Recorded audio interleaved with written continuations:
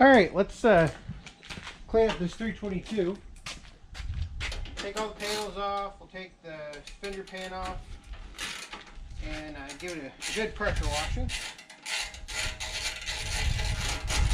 That way, in the future, if need be, we can identify where any leaks are at, anything like that.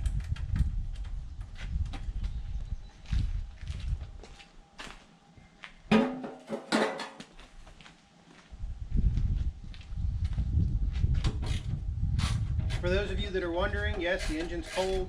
I just cranked it up to move it out here. I've got that question in the past on some of my emails, or on some of my videos. I've got the question via email.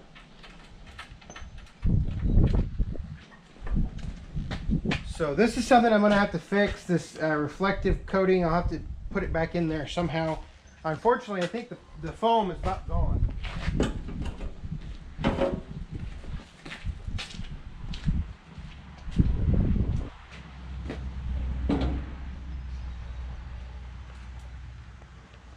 So both the side panels were 10 millimeter, which is kind of shocking. Normally at this point in their life they have been replaced. And I'm guessing based on, yeah.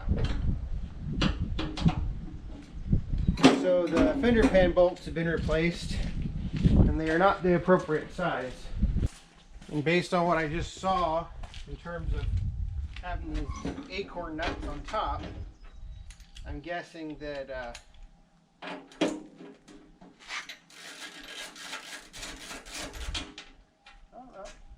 oh, that's interesting. When in doubt, put copper washers on there, or bronze washers or something. I don't think that's normal. I will have to investigate that.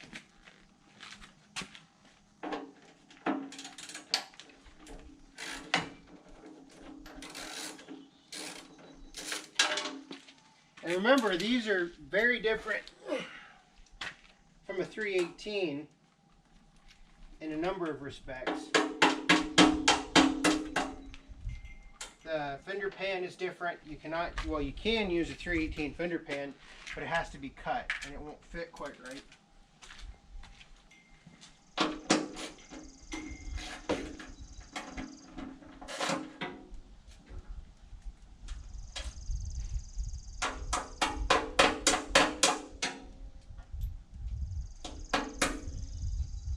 And this fender pan was painted, and it looked like it was put on before the paint dried.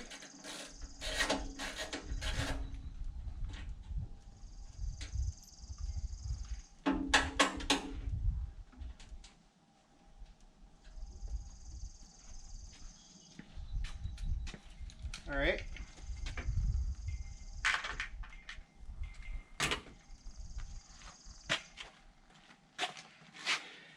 Take the lights out. There is no seat switch. Gas cap off.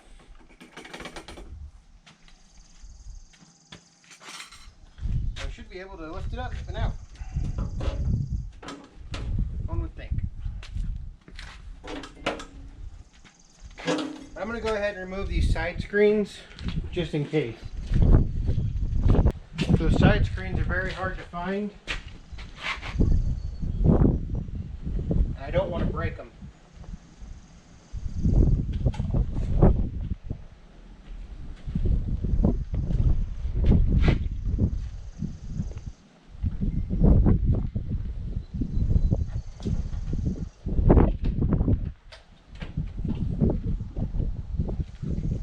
I have often said that if a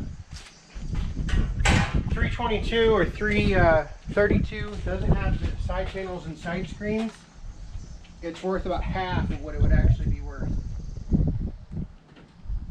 I think recently a pair of side panels sold for $300 on eBay. Don't quote me on that.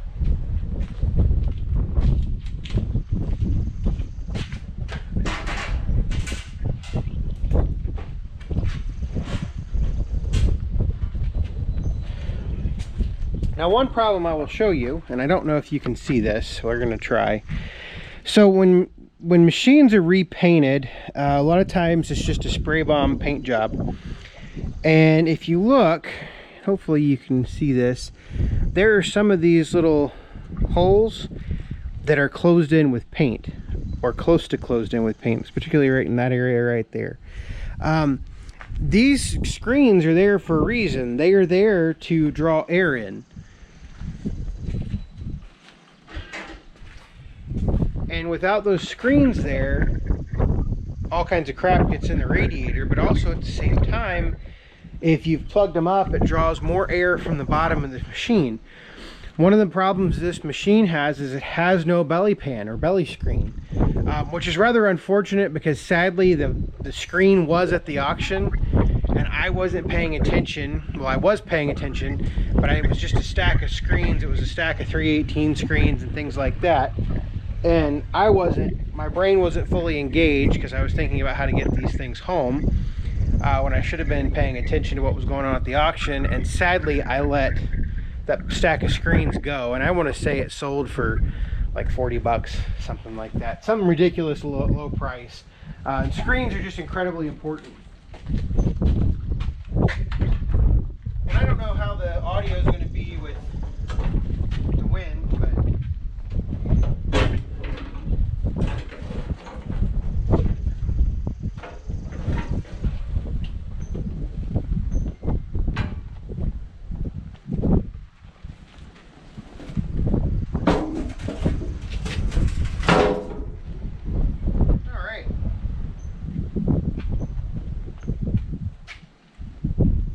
go. Gas cap back on.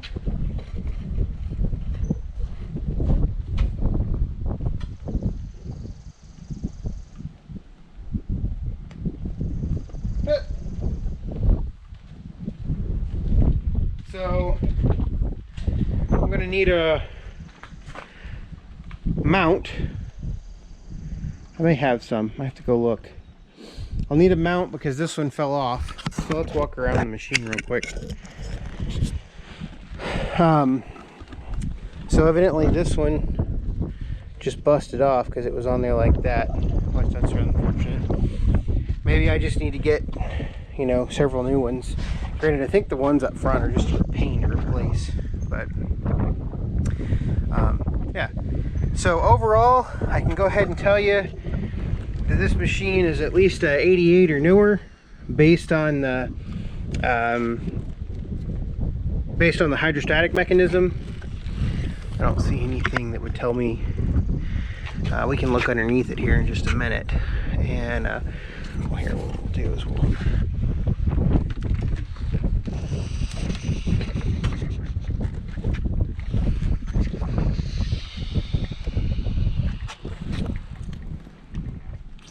looks like it's somewhere between a 88 and 90.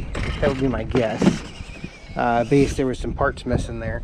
Looks like this was a 318 fuel tank, because there's no reserve on this tank and they've just got it plugged up. I don't know if Deere did that original from the factory. I don't believe they did.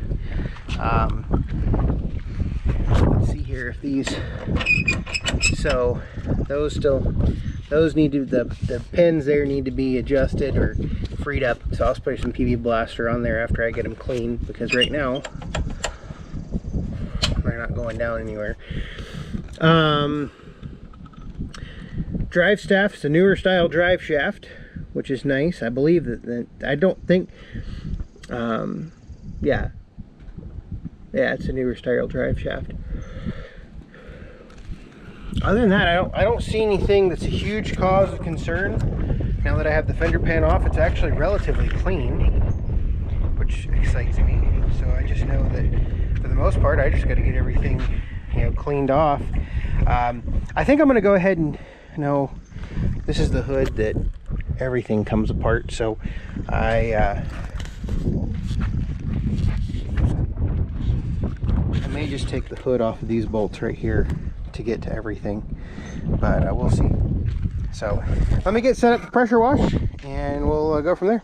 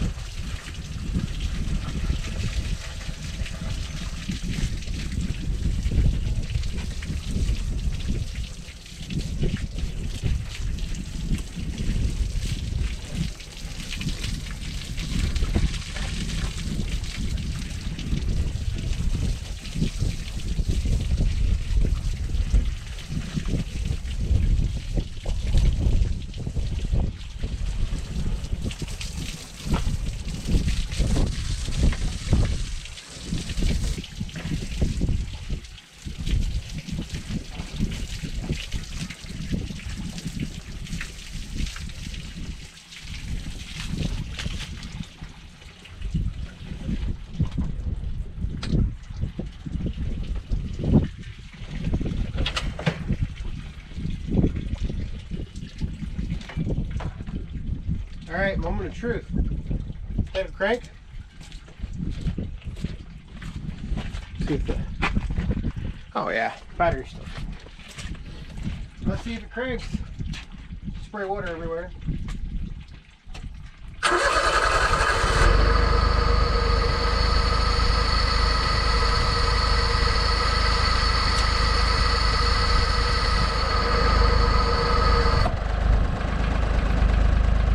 Really got to fix the PTO next. I think that'll be my next thing that I fix. But 14 minutes later, actually, I think I started quite a bit before that, but there she is, nice and running. If you notice at the end, I rinsed everything down with just the tap water. I'm not even spraying. I want to make sure I got all that soap off of there, because the soap I'm using is corrosive and it will eat paint. Yeah, I mean, nice sounding little engine. Just burbles away.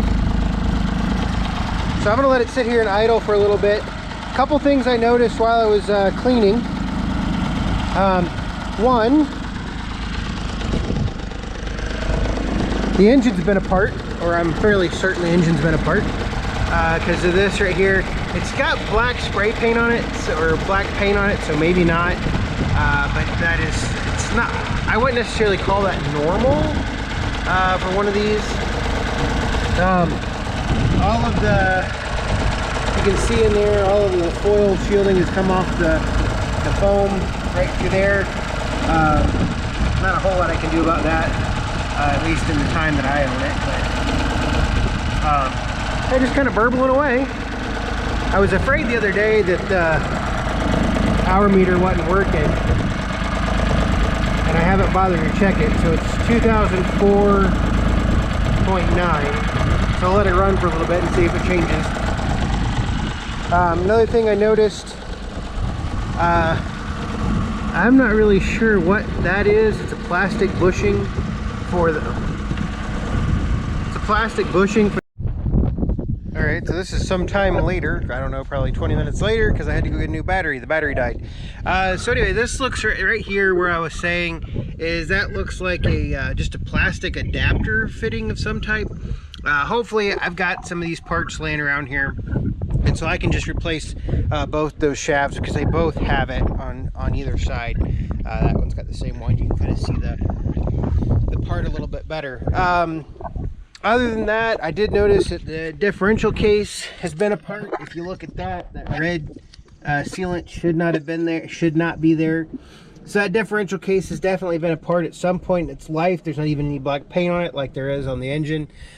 This tractor has been repainted. It has quite a bit of overspray on it, and overspray in there and everything. But other than that, I did start off that video. I showed you it was 2004.9, and now the hour meter reads 2005.0. So it is counting up. I think the engine's quite a bit cleaner. We're gonna have to, probably what I'll do is I'll get some new lock washer or lock nuts, and I'll adjust. Hopefully the PTO scraping sound is just the adjustment, but we'll figure that out here pretty quick. Other than that, quite a bit cleaner, much nicer. I did clean out the radiator. It was actually pretty clean. Not too many problems there. So overall, really happy with it. I think the next thing I'm going to do is I'm going to come in, replace the front tires. I think I have a set of tires, since this is an 88 or later, based on the hydrostatic mechanism.